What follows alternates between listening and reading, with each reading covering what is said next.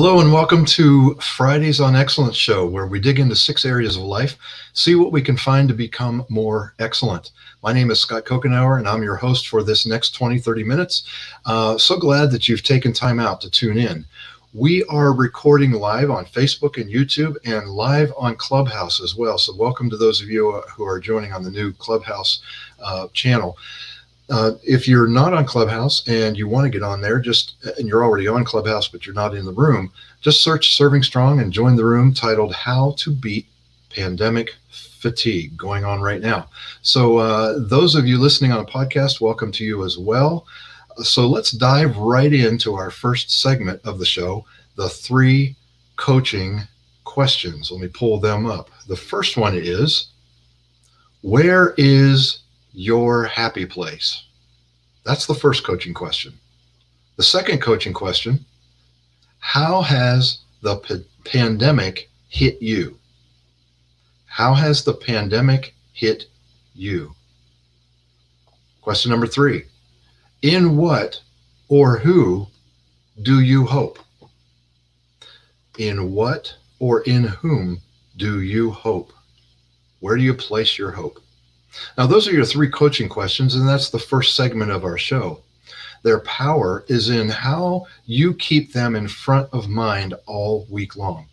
They're not designed to be answered today. They're designed for you to ride them around for a week. Keep them visible. Think about them every day. After all, it all comes down to the walk. All right. So let's go into our second segment, which is the 2 pillars of excellence. And with me, I have asked Dr. Jeannie Miller-Clarkson to join us. She is the author of, let me think here. I have it here. The Emotionally Intelligent Pastor. I know you're screaming in your mind saying, tell us. So, the pandemic event has been a long, drawn-out period of uncertainty for all of us. As the terms pandemic fatigue, Zoom fatigue have started showing up in our vocabulary, how do we make sense of it all? So Jeannie is here to help us go through this. And like I said, she's the author of The Emotionally Intelligent Pastor and has a lot of great insights into the emotional part of life. This is the section, the system that we're looking at is our emotional excellence. Jeannie, thank you so much for joining us. Oh, thank you for having me, Scott. Now, before we talk about the 2 pillars, tell us a little bit about who you are and what you do and who you serve. Okay. Well, I'm a Christian psychologist, and I operate a Christian counseling practice that's multi-site, multi-staff in the greater Ohio and Southeast Michigan areas. But my real focus is on strengthening and equipping leaders in the area of emotional intelligence and helping them through that to be emotionally healthy, passionate, energized, and relationally savvy, influential, and effective in their work. Okay. I want to go to our first pillar now, and that is stay in touch with the big picture. Now, you just recently posted on LinkedIn about the importance of staying in touch with your big vision, your mission, the big picture. Can you tell us a little bit more about that and why that's important? Yeah, I think all of us, but even more so when we're dealing with these challenges, the fatigue, the wear of the news, we've had to do things different. We've got problems, we've got busyness. Some things work well, some things don't work well. So we're down in the everyday nitty gritty stuff. And it's really important for us to come back out sort of to the mountaintop, because we're so zoomed in, we can become consumed by that. And then we can end up feeling more fatigued, burned out, stressed, frustrated. And it's important to zoom out and to get back in touch again with, okay, what is our purpose? we all have different ways of phrasing that, but what has God called us to do? What is our purpose? What is our overall vision and strategy? And that really helps put our problems in perspective too. It helps us to be energized. I find that when I get back in touch with writing out my vision, and we try to review it every Friday as well, our vision and our mission. And when I get back in touch with that, I feel renewed, because that's the area of my passion, all of our passion. If what we're doing is at the center of our passion, going back and reviewing the big picture, our vision, our mission, what we feel called to, is going to be re-energizing for us. And it's going to help clarify and see things in perspective. I'm going to put myself on the counselor's couch and ask you a personal question for me. Okay, so I work at home. I am currently sitting in my son's old bedroom. And I spend a lot of time looking at my computer. I've got windows behind me, but I have them blocked off to make it darker. Okay. So I'm not really able to look outside very often. I will have an hour-long coaching session with one client, 10-minute break, go to another coaching session, which takes a lot of, as life coaches, they'll understand it takes a lot out of a coach. And then take a small break and get on another call, just 3-4 hours straight. I like the phrase zooming out, because it kind of fits with Zoom fatigue, zooming in. And what would be a good practical thing for me after having 3 back-to-back meetings? How could I zoom out? What's an example? One example would be, on a nice day like today, go walk around the yard, look at some trees for a few minutes. So getting ourselves out of a confined space and get into a more expansive physical space. Yes. And that is part of the problem with what you're talking about, is even more than one-on-one meetings, the Zoom is requiring us to sit still in one spot, which is not good for us, and stare at a computer screen. So, our eyes are fatigued. Our body, it's not natural for our body. So getting up and getting around, walking, maybe talking to God, maybe doing whatever you enjoy for a little bit of time to kind of get back to yourself. So I imagine in my previous work situation, I was in an office setting. I would work in an office. Someone would come in and we'd talk, and then I'd get up and go get some water, go to the kitchenette, and that was just natural. It isn't natural here. I'm the only one here, except for my English Springer Spaniel. Right. You're not going to want to take your computer with you while you're, Right. So that's good. That's good. Take a break. So let's move on to the second pillar. And this is partially a part of the whole construct of emotional intelligence, being self-aware, being others aware. So be aware of your emotions. Emotions can be all over the place during the pandemic. My feeling is, if we aren't more emotionally intelligent, we risk doing damage to our relationships. What are the core principles of emotional intelligence that we need to be reminded about in these times? You're right, Scott, because when, change is stressful for all of us, having to do things differently. And then this long drawn out process, we're tired. And if we're not paying attention to ourselves, we can get more stressed, not even realizing it. And eventually it's going to spill out onto other people, even if we don't intend for that to happen. So we do need to be aware of ourselves. And there's 2 things I would recommend that would really help. One is pay attention, mind your self-care. Whatever thing, mind your self-care. The second one would be mind your headspace, because your headspace affects your emotions. But mind your self-care is counterintuitive, because during extra stress or when things aren't going so well, we're discouraged, the most natural thing to do is let go of some of our strategies that we've already found, whether it's exercise or healthy eating or, reflection time, spiritual connection, all those things. We have a tendency to let those slip, where the truth is we actually need those more, not less. And if we let those go, the stresses are going to build up more. Okay.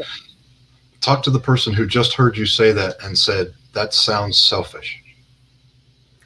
It's not selfish.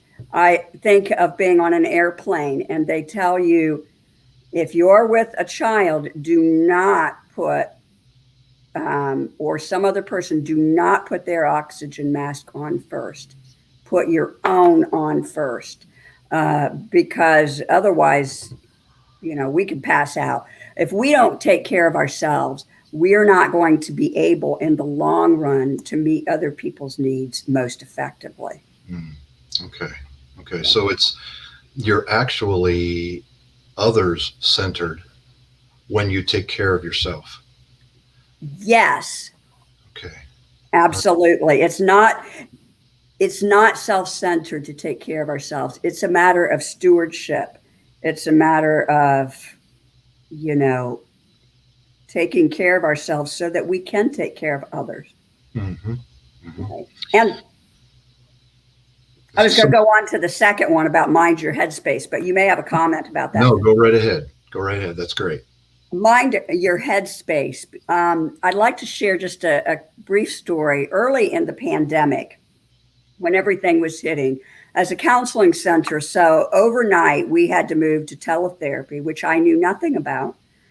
Develop all the policies, procedures, get the platforms, train everybody on it, just almost overnight. And I didn't know anything about it myself. So, and then listening, as we all were, to this news, which, the news was bad, but of course the news media tends to increase the drama. That's just part of what, sells.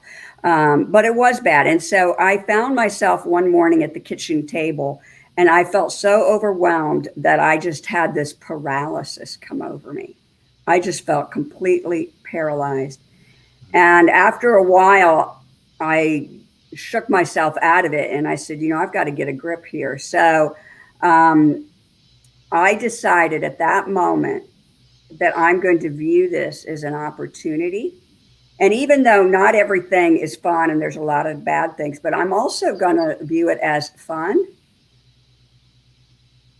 to some extent, that I'm going to move towards the challenges and the opportunities of this and see it that way. And the other thing was I developed an image, which I would love to learn to surfboard someday. I have never done it, but it's something I really admire. And so I imagine a surfer, when you're out there and you're catching a wave, which we have a lot of waves these days, but you catch a wave. I'm imagining that if you stiffen up too much and get too tense, it's going to be bad. You got to kind of be loose and kind of go with it. And so that was my image of I'm going to ride the waves and look for the opportunities and the problems that come along. I'm just going to roll with it. And so I was able to keep that mental image in my head. And I never, not that I didn't have stressful times, but I never got back to that moment of paralysis. So we need to take care of ourselves and we need to mind our head space. What's going on in our head? Because whatever's going on our head is going to affect us emotionally. It's going to affect our relationships. It's going to come out. I love the metaphor of surfing. That's you never know what any particular wave is going to do at any time, but you're leveraging the board, mm-hmm. and you are reacting in a positive way. You're just kind of staying loose, running with the rhythm. Mm-hmm. Right. Rather, if we fight against it, it's going to be more stressful. Right. Great advice. So what would be one action step for those listening, what's one action step that you would suggest that we do for 7 days? Mhm. For 7 days, I suggest, if you're not already doing it, pick up a journal, just get a notebook and write. And what I would like for you to write is whatever your particular challenges or stresses are. They're different for all of us, but just write about them. That is another way of zooming out on our problems rather than just carrying them around in our heads and mulling over them. When we write them down, we get distance, we get more objectivity. We can like look at them. Now, some people actually do better just reflecting, going off in the woods or something and just thinking through it. But most people can benefit, I believe, from the journaling and writing it out. And that does a number of things. For one, when I look at what I've just written, I'm more in a problem and I can see it. I'm more problem and analysis mode. I'm more objective than when it's in my head. I also feel some relief of getting it out there. Mhm. Emotional relief, write down whatever I'm thinking. You just put down whatever you want, whatever you think, whatever you feel, describe the problem however you want. And then at the end of that time would be to ask yourself 2 questions. And this can be brief. It could be a paragraph or it could be 2 pages, whatever you want to do. 2 questions. The first one is, where is the gem? Where's the diamond? And the second one is, what do I really need? Now, where is the diamond? Diamonds are formed under extreme pressure. And in every situation, just like the pandemic, every situation, there are going to be opportunities that we didn't have before that we can exploit. It might be for personal growth. It might be for our relationships. It might be for our organization. But there's something good here. And so that gets you looking at the problem, analyzing it, which is good. But then it brings you back out to what's the good here. So this is really going to help your headspace and your emotions. And then you're going to ask yourself, what do I really need? Because sometimes we get so into our problems, we forget about what we're needing. And maybe what we're needing is, I need more social connection. I'm feeling more lonely. Or maybe I just need a day off. But ask yourself the question after you've written this out and looked at it, what do I need? Okay. Wow, that is solid advice. I'll tell you that I tend to do that quite a bit. I don't know if you probably didn't notice this. I always keep a stack of printer paper beside in a sort of mini whiteboard that I keep with me all the time. And for me, if there is a challenge or something I'm going through, I will do a spider diagram. Sometimes I'll do a drawing. Sometimes, journaling isn't just writing words and sentences and paragraphs like an author. So those of you listening here are thinking, I can't journal. I don't like to journal. I don't want to worry about grammar and all that sort of thing. It doesn't have to be writing, but I do agree with you. There is a therapeutic element to getting it out of your head, down your arm, out of your hand, and onto paper. Mm-hmm.